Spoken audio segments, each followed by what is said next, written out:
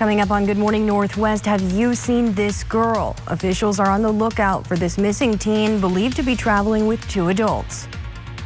Plus, we're hearing how the governor's push to expand testing in schools will impact some local families. And we are getting ready for another round of some winter weather on the way today. More details in your forecast. It's coming up. From kapp-kvew Local News, this is Good Morning Northwest. Good morning, Northwest, and happy Thursday, everyone. Almost made it to the end of that work week. And Kristen, some freezing fog out the door this morning? Yes, some locations have a chance to see, of course, visibility is reduced just a bit. One of those locations early this morning, this is from Richland's Columbia Point. Parts of the Columbia Basin, visibility is reduced to less than a half mile at times.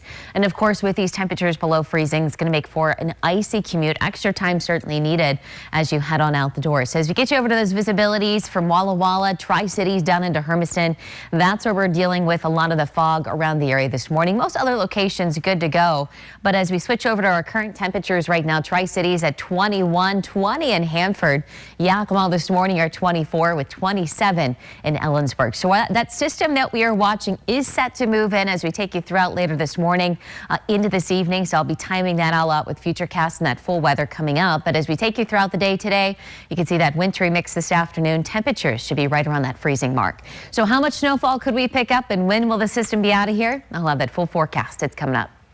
Thank you, Kristen. Breaking overnight, the Chelan County Sheriff's Office issued an Amber Alert for a missing 14-year-old girl believed to be traveling with two adults. Rebecca Basil and her 9-year-old brother reportedly left a Chelan condo in their parents' stolen car on Tuesday, driving to Mallet in Okanogan County. There, an unknown man and woman joined them, according to the alert. They dropped off the boy in Chelan. The car was found in the Lake Chelan area, but Rebecca and the two adult suspects are still yet to be located. She's described as being 5'9" and 120 pounds. Rebecca was last seen wearing a dark green Carhartt hoodie and light blue jeans with holes in them. The Pasco School District will be one of 48 throughout the state to offer COVID-19 testing on campuses. 11 Washington schools were a part of the first phase of providing coronavirus tests on campuses. Now it's expanded to 48 school districts, including Pasco. According to Health Commons, the organization the DOH has partnered with for school testing sites, they've seen great success with on-campus testing when used with other mitigation measures like masks, distancing, and hand washing. But they're still working to determine if every school will have a test site and if they'll rotate and what times they'll operate. Certain number of students are getting tested each day, or a certain number of staff are getting tested each day, or if it's folks that are asymptomatic or symptomatic. It really varies from school district to school district. Testing would be voluntary according to the DOH Learn to Return playbook. This brings us to our poll question of the day. Parents, do you support voluntary COVID-19 test sites at schools? You can vote now at yaktrinews.com/vote, and we'll share those results with you at the end of the show.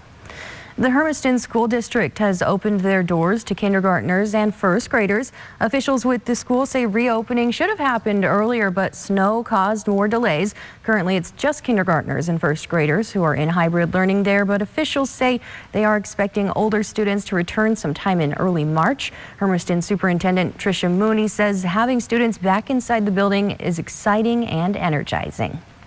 We can't undervalue the importance of that in-person connection with our kids, and as soon as we can safely do so, it's our plan to have all of our students on site for in-person instruction.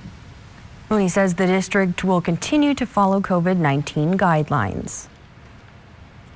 The Biden administration announced a $1.6 billion federal investment to help with coronavirus testing. A White House COVID-19 testing coordinator said the money is needed to turn the tide of the pandemic, but still Congress needs to act. To be clear, these resources are a significant help in the short term, but they are far from what's necessary to meet the need for testing in communities across the country. They are merely a bridge until Congress passes the American Rescue Plan to fully expand testing and ensure that any American can get a test when they need one. Officials outlined 3 key areas for the money: $650 million for testing for schools and underserved populations, $815 million for domestic manufacturing of testing supplies, and nearly $200 million towards genome sequencing. Officials say genomic sequencing will help to quickly identify variants and help efforts to stop the spread. Three-time Defensive Player of the Year and newly unrestricted free agent J.J. Watt is drawing a ton of attention throughout the NFL.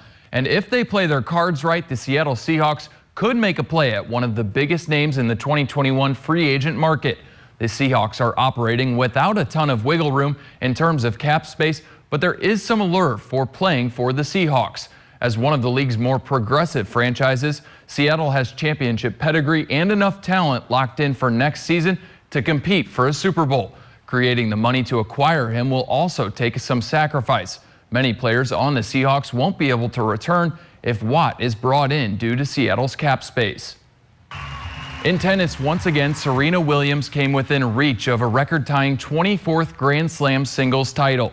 And once again, she couldn't quite get it done, as she was defeated 6-3, 6-4 by Naomi Osaka in the Australian Open semifinals. Osaka, who's also beat Williams in the chaotic 2018 U.S. Open final, reached her fourth major title match and stretched her winning streak to 20 matches by claiming the last 8 points. Osaka will now face 22nd seeded American Jennifer Brady for the championship on Saturday. Coming up on Good Morning Northwest, power outages in Oregon are having deadly consequences. The warning from officials. Welcome back to Good Morning Northwest. Tens of thousands of people in Western Oregon are still without power, and officials are saying it could be days more before the lights and the heat come back on. That's already having deadly consequences. At least 4 people in Oregon died of carbon monoxide poisoning over the weekend, and dozens more have had to call 911 for help. We don't tend to see these long-term power outages where people would have to rely on that sort of alternate power and heat source. This is a prolonged event, and the use of generators isn't, as widely used. So just a reminder from the CDC, don't operate devices inside your house like a grill or generator. That can give off carbon monoxide. They also say to make sure you have working CO2 monitors inside. Right now, millions of people in Texas are having to live their lives without electricity. The deadly deep freeze that devastated the state's power grid is shattering records for duration of frigid temperatures. Dallas has been below freezing for 4 days straight.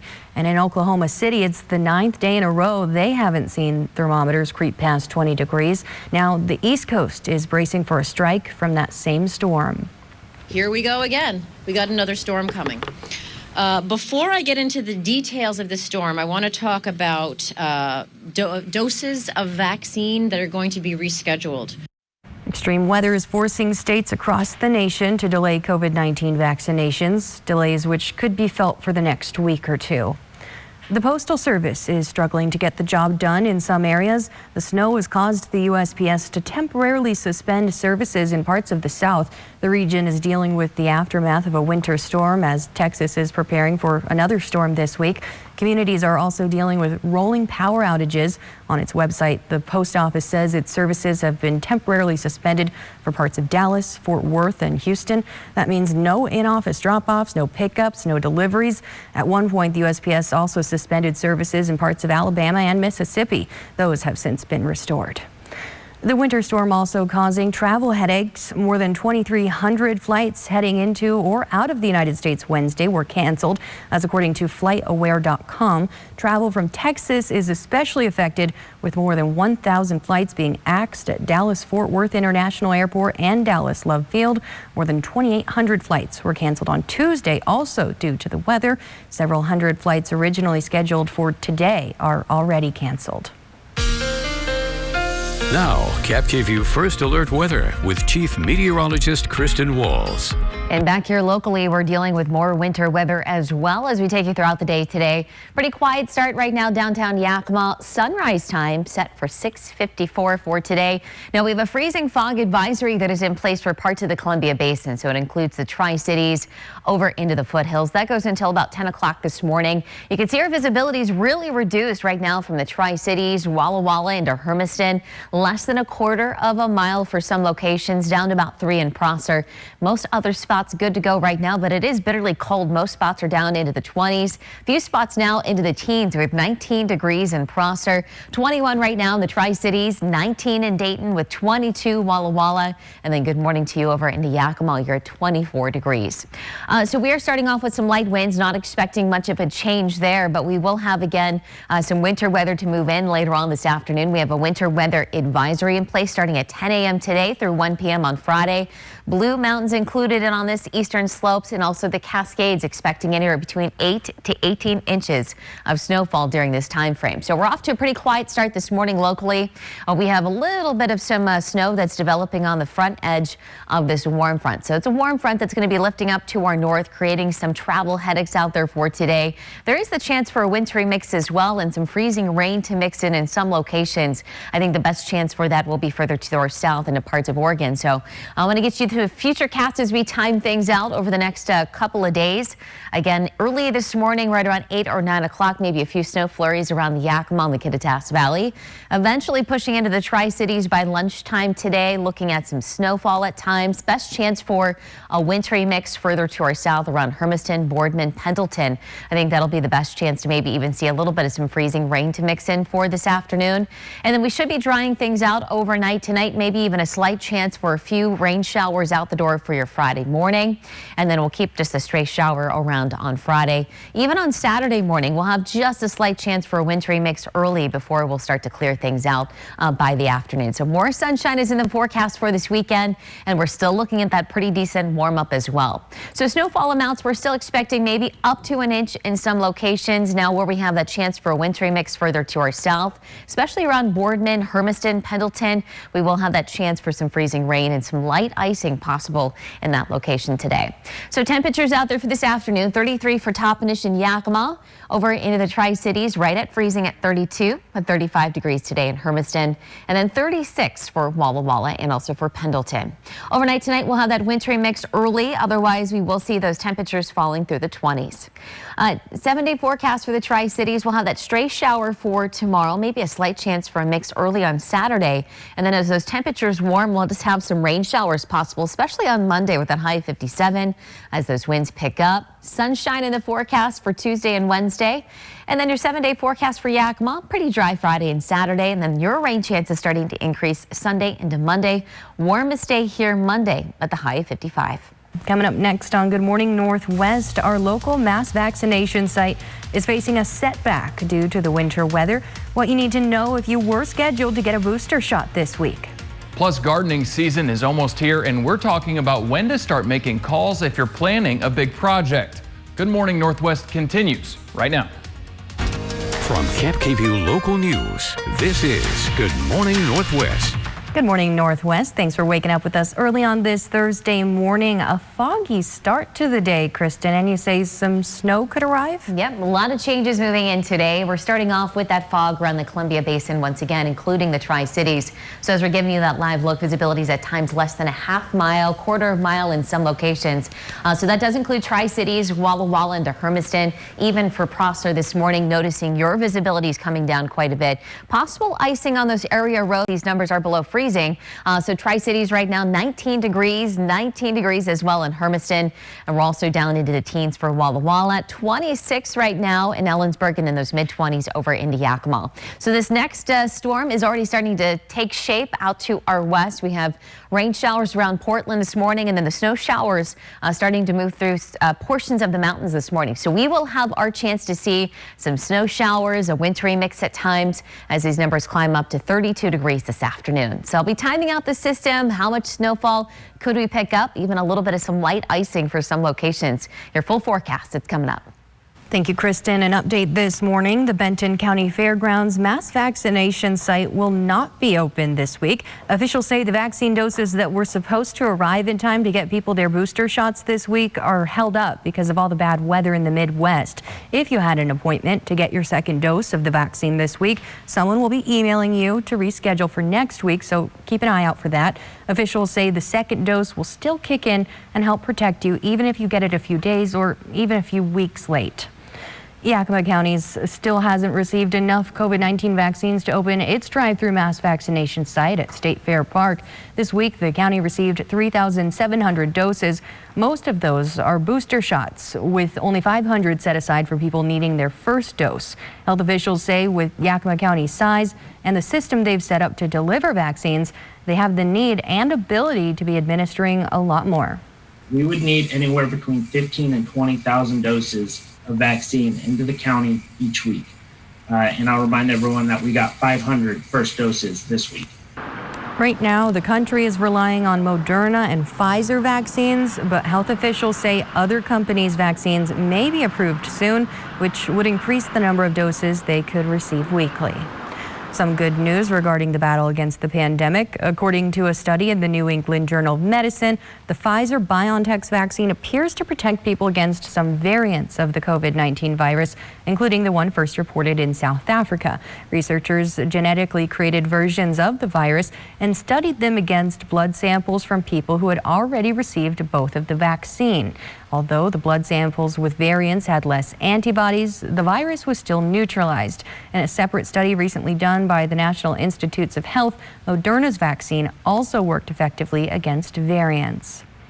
The U.S. Centers for Disease Control and Prevention says a COVID-19 variant first identified in the United Kingdom could become the dominant strain in the United States by March. The agency recently released 2 new reports warning about a rapid rise in coronavirus cases due to variants. Another report shows a variant first identified in South Africa coincided with a rapid rise of cases in Zambia. Health officials say the possibility of a similar experience in the U.S. is a real threat. They say people need to stay vigilant to reduce the transmission of variants and continue to get vaccinated. We know temperatures are about to start warming up, and with all that snow we just got, that could mean floods. But officials are saying not to worry just yet. 1 year ago, scenes like this could be seen around our region, but so far this year, flooding isn't of a concern. They say NWS forecasts currently favor a gradual snowmelt from the mountain snowpack, and this is being evaluated regularly. But they say you should always be prepared for anything by making a plan and gathering any supplies you may need. It's also a good time to sign up for emergency alerts and download our kapp-kvew news app for the latest forecasts. We all got lots of experience dealing with wildfire smoke last fall, and if you figured out a way to keep it from seeping into your home, the federal government wants to hear about it. The EPA is holding a contest looking for cheap and creative ways to keep wildfire smoke from polluting indoor air. They're offering a $10,000 prize for the best solution. You have 3 months to get your ideas together and submit them online at epa.gov. More good news from local businesses. Spare Time Lanes announced on Facebook that they will be reopening under Phase 2 guidelines in early March. The statement said they will need some time to prepare, so they announced March 2nd as their reopening date. Due to COVID restrictions, the bowling alley will be open at 25% capacity. 2 bowlers will be allowed per lane, and all bowlers are required to wear face masks. Spare Time Lane said they're super excited to finally be able to open.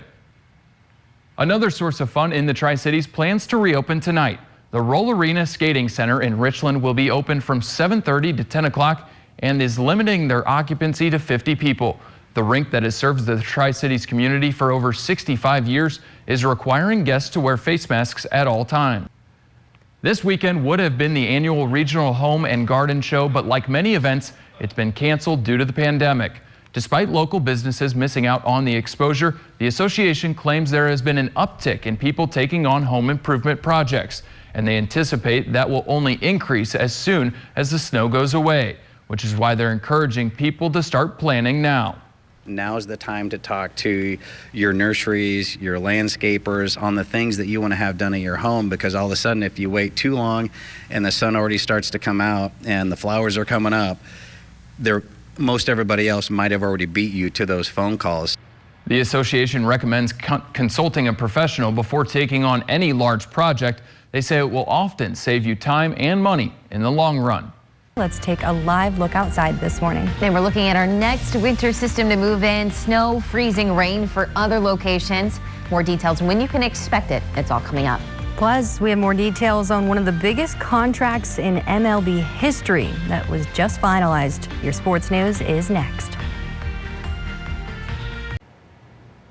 Welcome back to Good Morning Northwest. A former Tri-City Dust Devil is making headlines in a big way. Fernando Tatis Jr., the emerging face of baseball, has agreed to a 14-year, $340 million contract extension with the San Diego Padres. According to ESPN, this is one of the largest guarantees in American sports history. It also anchors himself to the team where he quickly established himself as a star.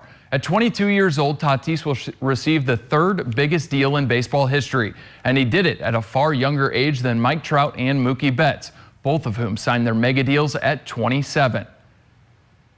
Tim Tebow announced he is hanging up his baseball cleats. The former NFL quarterback tweeting his resignation from the New York Mets organization on Wednesday. Tebow joined the team in 2016 and hit a home run in his first plate appearance in a game against the St. Louis Cardinals. The 33-year-old played for 3 full seasons. Team president Sandy Alderson said it was a pleasure to have Tebow with the Mets and says he should be very proud of his accomplishments. Tebow likewise had kind words for the team, saying he will always cherish his time as a Met. Coming up on Good Morning Northwest, we're talking about changing plans for a capital gains tax making its way through the state legislature. Welcome back, everyone. Lawmakers in Olympia are advancing a proposed capital gains tax, but the bill is getting cut down. The original plan was a 9% tax if you make more than $25,000 per year on the stock market or from selling certain types of property. The Olympian reports the new version drops that down to a 7% tax if you make more than $250,000 per year on the stock market, and you wouldn't have to pay the tax on any profits you make from selling real estate. Even if lawmakers do create a capital gains tax and Governor Inslee signs it into law, it's very likely to face a legal battle. Opponents say this is an attempt to sneak an income tax into the books, which is unconstitutional in Washington state. Republican state legislators and secretaries of state have created a commission to look at election laws. The Republican State Leadership Committee made the announcement yesterday. It comes amid a push to roll back expanded access to voting, such as mail-in voting. The commission said in a statement their goal is to, quote, restore the American people's confidence in the integrity of their free and fair elections by, quote, making it easier to vote and harder to cheat. Alabama Secretary of State John Merrill and Michigan State Senator Ruth Johnson will lead the commission. A new nonprofit advocacy group plans to help build support for President Biden's policy agenda, beginning with issues like coronavirus and the economy. That's according to a senior administration official. The source said the nonprofit is named Building Back Together, which will be run by a group of Democratic strategists who formerly worked on or who are close to the Biden campaign. The group is expected to promote policies by airing ads. They're set to launch next month. All right, now millions of people in Texas are having to live their lives without electricity. The deadly deep freeze that devastated the state's power grid is shattering records for duration of frigid temperatures. Dallas has been below freezing for 4 days straight. And in Oklahoma City, it's the 9th day in a row they haven't seen thermometers creep past 20 degrees. Now the East Coast is bracing for a strike from that same storm. Here we go again. We got another storm coming. Before I get into the details of the storm, I want to talk about doses of vaccine that are going to be rescheduled. Extreme weather is forcing states across the nation to delay COVID-19 vaccinations, delays which could likely be felt for the next week or two. The Postal Service is struggling to get the job done in some areas. The snow has caused the USPS to temporarily suspend services in parts of the South. The region is dealing with the aftermath of the winter storm, and Texas is preparing for another storm this week. Communities are also dealing with rolling power outages. On its website, the post office says its services have been temporarily suspended for parts of Dallas, Fort Worth, and Houston. That means no in-office drop-offs, no pickups, no deliveries. At one point, the USPS also suspended services in parts of Alabama and Mississippi. Those have since been restored. The winter storm also causing travel headaches. More than 2,300 flights heading into or out of the United States Wednesday were canceled. That's according to FlightAware.com. Travel from Texas is especially affected, with more than 1,000 flights being axed at Dallas-Fort Worth International Airport and Dallas Love Field. More than 2,800 flights were canceled on Tuesday, also due to the weather. Several hundred flights scheduled for today are already canceled. Now, kapp-kvew First Alert Weather with Chief Meteorologist Kristen Walls. And back here locally, we are looking at another chance for some winter weather to move in today. We are starting off this morning a little bit of some freezing fog that has developed. A live look right now from Richland's Columbia Point. Visibilities at times are less than a half mile. So we have a freezing fog advisory. This includes Tri-Cities, Walla Walla, even over into Prosser this morning. That goes until 10 a.m. this morning. And you can see those reduced visibilities from Prosser, Tri-Cities, Hermiston over into Walla Walla. This is the area of the biggest concern early this morning. Watching for the potential for a little bit of some icing as well out there on those area roads. So give yourself plenty of extra time. Temperatures right now, we're now down to 19 for Walla Walla, Tri-Cities into Hermiston, 26 right now in Ellensburg with those mid-20s over into Yakima. So again, watching this next system as well that's set to move in here later on this morning into the afternoon hours. Winter weather advisories in place mainly for the higher elevations starting at 10 a.m. today through 1 p.m. on Friday. It includes the Blue Mountains mainly above 3,500 feet for the Blue Mountains. Eastern slopes 6 to 10 inches above 3,000 feet. And then the Cascades could be picking up anywhere between 8 to 18 inches. So this will also create maybe some travel concerns and some delays back through Snoqualmie Pass over the next 24 to 48 hours. So we have the leading edge of that warm front that's starting to nudge into parts of the Yakima Valley this morning. Most locations off to a dry start so far, but again, we will continue to see this moving in throughout this afternoon and also throughout this evening. I think that's going to be the biggest headache out there maybe this evening. This afternoon's commute home will be a little bit dicey. So here's Futurecast. 8 o'clock this morning, a few light snow showers moving into the Yakima Valley. Snow will continue. There's a look at lunchtime today with wintry mix for portions of the Tri-Cities.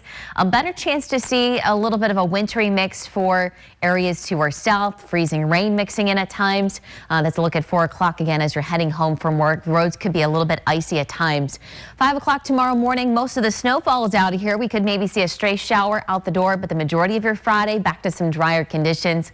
Looking at that mixture of some sunshine and clouds. Saturday morning, we could see a slight chance for maybe a wintry mix, Tri-Cities and areas to our south very early on, but then the majority of the day Saturday will be dry and those temperatures really warming for this upcoming weekend. So snowfall amounts with this system moving through. Most locations, half inch up to an inch of snowfall for some parts. Further to our south, though, over parts of Oregon, we are expecting again a little bit of some icing and some freezing rain. That does include Hermiston, Boardman, Pendleton included in on this. So watching that carefully could create even more icy spots and slick conditions for that drive home. So numbers out there for this afternoon, 33 for Toppenish into Yakima. Tri-Cities today at 32 with Prosser up to 33. And then those upper 30s for Dayton, Walla Walla, and also into Pendleton. Tonight we can see that wintry mix early and then drying out as numbers fall through the 20s and low 30s. So there's your 7-day. We'll have a slight chance for a morning mix on Saturday. Really the focus will be the warming temperatures. 50 Saturday, 57 degrees on Monday. Few rain showers even expected Monday as those winds pick up. And then your 7-day forecast in Yakima, pretty dry there Friday and Saturday. Saturday at 45. Rain showers building in Sunday and Monday with a high of 55. Thank you, Kristen. We're going to take a quick break here on Good Morning Northwest, but coming up, Google Map users, listen up. It could be a little easier next time you need to pay for parking. Welcome back. In consumer news, good news for retailers. The Commerce Department says sales increased last month for the first time since September. Retail sales jumped 5.3% from December to January. Economists only expected sales to grow about 1%. In the final stretch of 2020, the retail sector took a hit with renewed coronavirus infections and tighter restrictions. But economists think spending will get a boost from President Joe Biden's proposed $1.9 trillion stimulus plan, which includes additional direct checks for some Americans.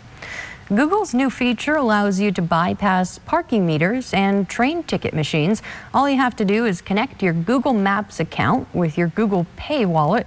The new perks can save you time and also allow you to avoid touching public services, a plus during the pandemic. For parking, the company has partnered with two tech providers, Passport and Park Mobile. Both will link Google Maps to street parking meters. For public transportation, Google says the Maps app can connect with more than 80 transit agencies around the world.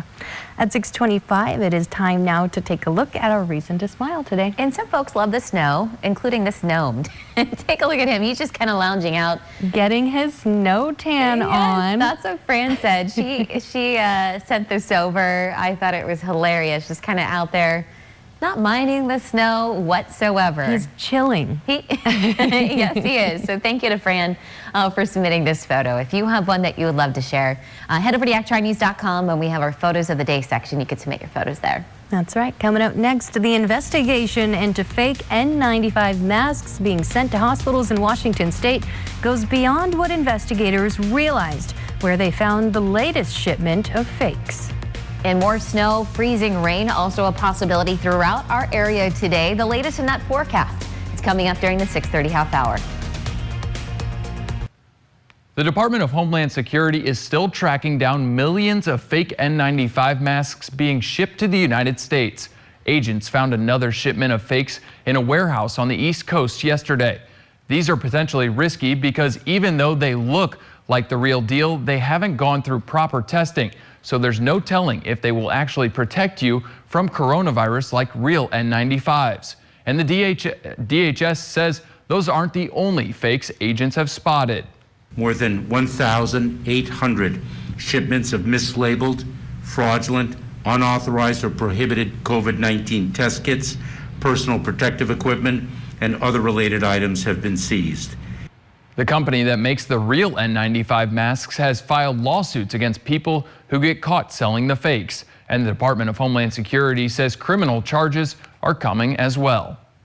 6:35. Check this out. You don't have to be a sommelier to enjoy a glass. Today is National Drink Wine Day. Celebrated every year on February 18th, it's a day to select your favorite vintage and sip up.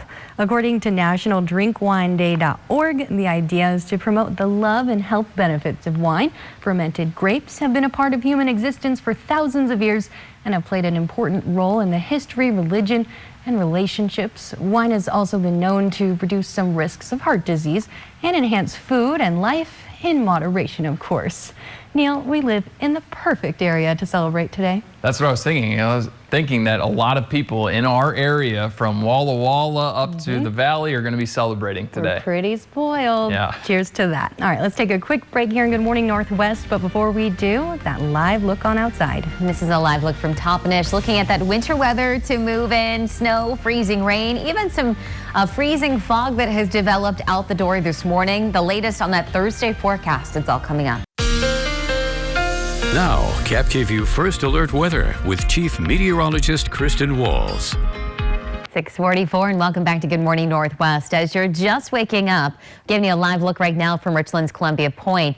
A lot of freezing fog has developed. This could lead to some more icy spots as you head on out to work this morning. So we have a freezing fog advisory that is in place until 10 a.m. today, including the Tri-Cities into Walla Walla. Visibility is around that location, less than a quarter of a mile. Prosser, Tri-Cities, Walla Walla, even extending down into Hermiston this morning. And that's where we actually find temperatures down into the teens. 19, Dayton, Walla Walla, Tri-Cities, very cold start for you. We're at 23 in Toppenish, mid-20s there in the Tri-Cities, and then Cleellum this morning down to about 22. So bitterly cold as we're going to see more winter weather developing. So all eyes on this next system that's going to be pushing in here throughout the day today. We have winter weather advisories, Blue Mountains, Eastern Slopes, and the Cascades. The majority of these winter weather advisories above 3,000 feet, even for the Eastern Slopes. So starting at 10 10 a.m. today until 1 p.m. on Friday. The Cascades will see some additional snowfall of 8 to 18 inches of snowfall, and that does include Snoqualmie Pass as well. So there will be some travel delays if you're going to be traveling during that time frame. So the leading edge of the system now starting to work into parts of the Yakima Valley. A little bit of some light snow initially, but we could be looking at the chance for a wintry mix at times as well. And that's all along this warm front that'll be lifting up to our north. So we're eventually going to see some warmer temperatures in here. But again, we have to get through the day today with a little bit more accumulating snowfall. So here's Futurecast. 8 o'clock this morning, that light snow continuing to come down for the Yakima and the Kittitas Valley. Pushing in here with maybe even a little bit of some snow initially for portions of the Tri-Cities, but a wintry mix further to our south. We could be looking at the chance for some freezing rain around Hermiston and Boardman for this afternoon. A little bit of some snow, though, Tri-Cities into the Yakima Valley for this afternoon. Early tomorrow morning, that system's out of here. We could see maybe a lingering shower as we start off your day Friday. I think the majority of the day Friday, we will have some sunshine and clouds. Saturday morning, though, we could have a chance for maybe a slight wintry mix in some spots from the Tri-Cities and areas to our east. But I think the majority of your Saturday, once again, going back to some sunshine and some drier conditions, actually upper 40s for your Saturday afternoon. Now, snowfall totals, we're not expecting much, but it doesn't create much to maybe create some travel headaches out there for this afternoon. Up to an inch in some locations, lesser amounts here along the foothills. We're expecting more of a wintry mix, and even some light icing is expected from Hermiston, again into the Boardman area. So this will again create some slick conditions out there for the second half of the day today. So temperatures for this afternoon, 33 for Yakima into Toppenish, over into the Tri-Cities right at freezing, 35 in Hermiston with 33 in Prosser, and then some upper 30s for Walla Walla in Pendleton. Overnight tonight, that wintry mix early, and then we should dry things out, otherwise mostly cloudy, upper 20s and low 30s. So there's your 7 days. Slight chance for a wintry mix early Saturday, and then we should see those numbers really climbing. 57 on Monday. Rain chances. It will be breezy for both Sunday and Monday. Sunshine returns on Tuesday, and then pretty quiet there in Yakima Friday and Saturday, and then those rain chances start to build in Sunday into Monday. Monday looking at a high of 55.